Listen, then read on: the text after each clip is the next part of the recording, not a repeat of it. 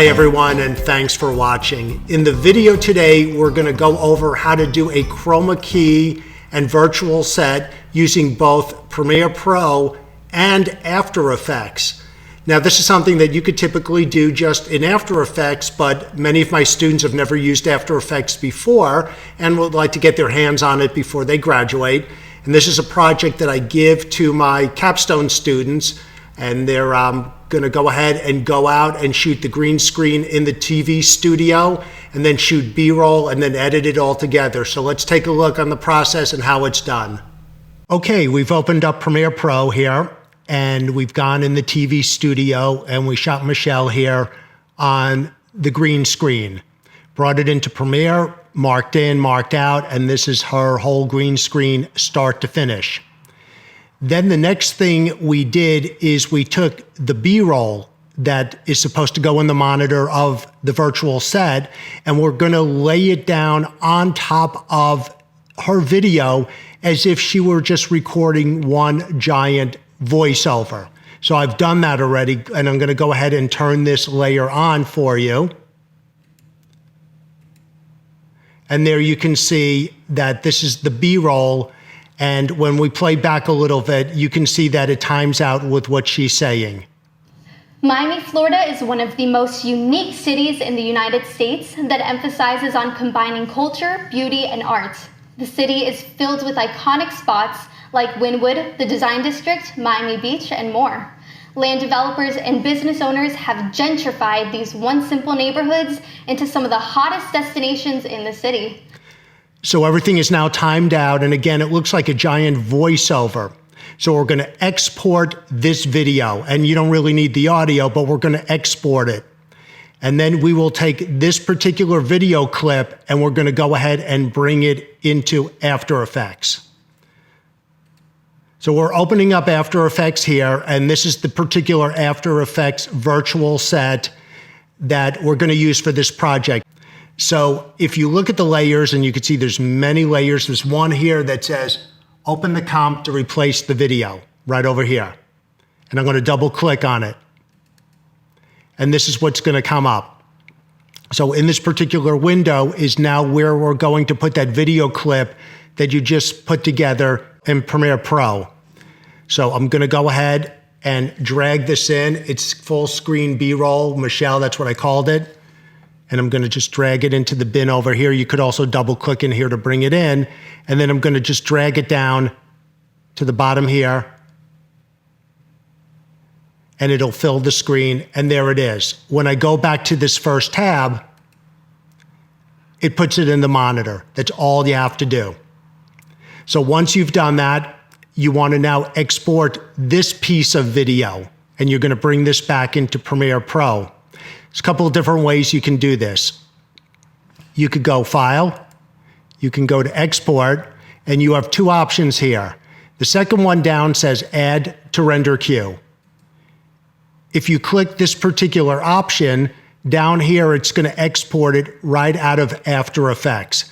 It's going to make it a lossless file, which means it's going to be a very, very big uncompressed file. And then you would just maybe go over here and then rename it to whatever you want to rename it.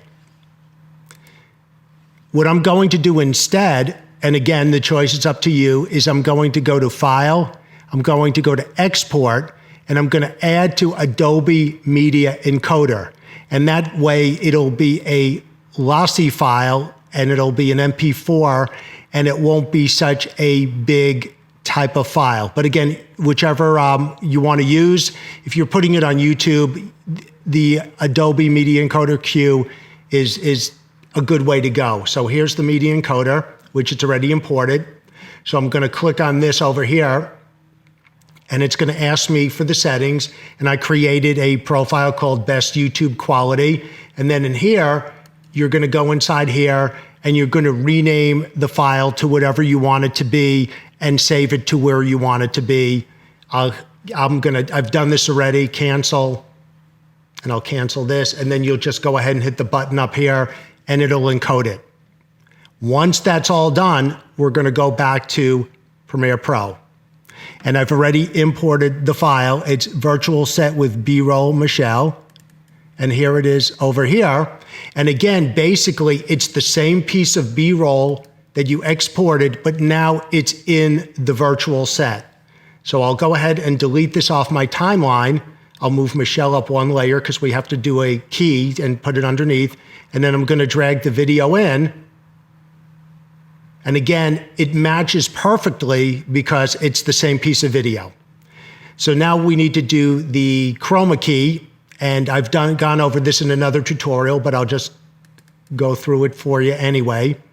So we clicked on Michelle's clip, and we're going to go to the effects control, and I'm going to go to opacity over here, and I'm going to click on this elliptical tool, and it's going to put a mask around all the video other than Michelle. I'm going to drag this out like that. Then I'm going to go back over here to my effects controls. And I'm going to type in the word Ultra because Premiere Pro uses an Ultra key. And here's the Ultra key. We're going to drag it on here onto Michelle's clip. And then we'll go back to our effects control where it says Ultra key, and I'll grab this eyedropper. Click by Michelle.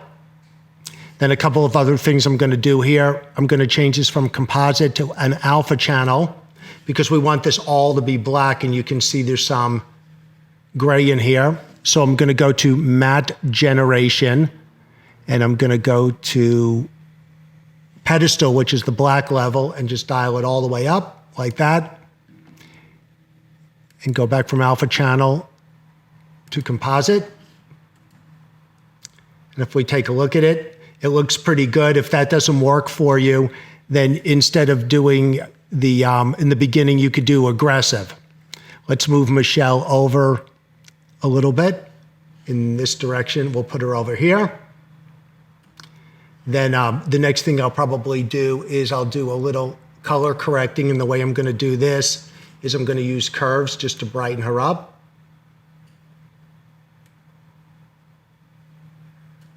Go back to my editing menu. And then basically, we're kind of done. Miami, Florida is one of the most unique cities in the United States that emphasizes on combining culture, beauty, and art. The city is filled with iconic spots like Wynwood, the Design District, Miami Beach, and more. Land developers and business owners have gentrified these once simple neighborhoods into some of the hottest destinations in the city.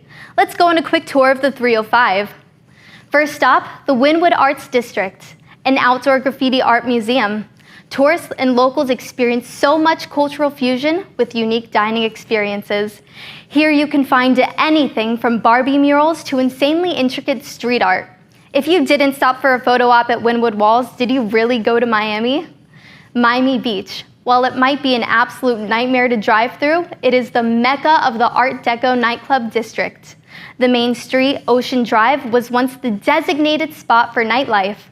Here you'll find buildings with vibrant pastel colors and one of the most famous beaches in the world, made perfect to experience with friends and family. Our final destination is the Design District, the Rodeo Drive of Miami. Home to luxury shopping and fine dining, you might just end up sticking to window shopping if you don't want to burn a hole in your pocket. Design District is the designated location to buy yourself a $20 coffee at Dior Cafe just to get the perfect picture.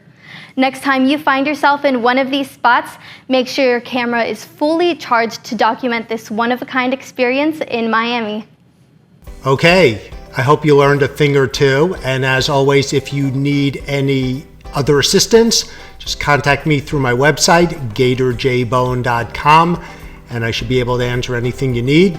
So until next time, this is Jay Sandhouse saying so long from the Sunshine State.